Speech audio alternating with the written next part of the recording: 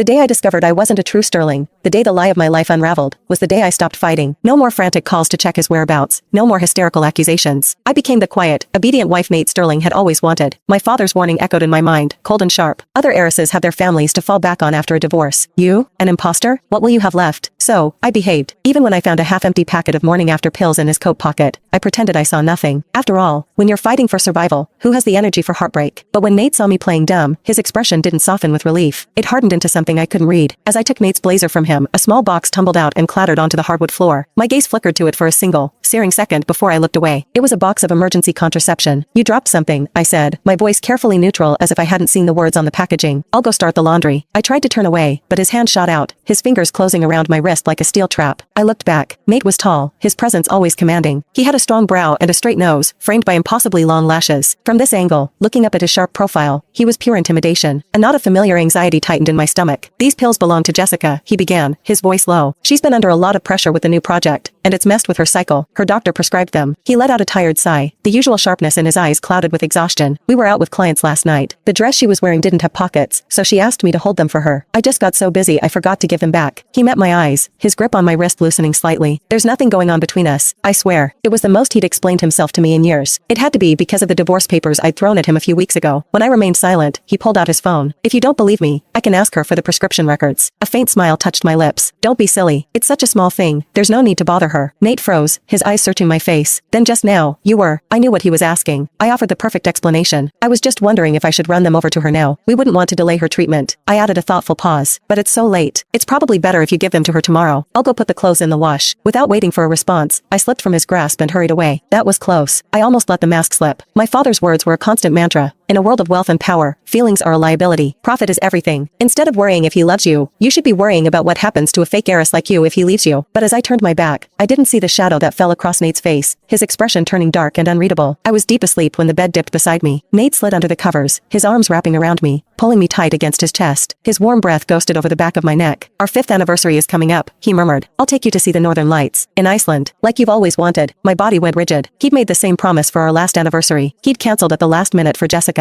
We'll see. I mumbled into my pillow. The arms around my waist tightened instantly, painfully. I let out a small hiss and instinctively tried to pull away. Why? His voice was a low growl, pinning me in place. You always wanted to see the auroras with me. You said kissing the person you love under the northern lights was the most romantic thing in the world. My eyes were closed, my voice barely a whisper. You're the one who said we shouldn't waste time on pointless things like that. I faked a yawn. Besides, the anniversary is still a few days away. Let's talk about it later. I'm so tired, Nate. I need to sleep. I let my breathing even out, pretending to drift off. The truth was, I'd already seen the northern lights. I booked the ticket the night I found out I was a fraud. A trip like that cost a small fortune,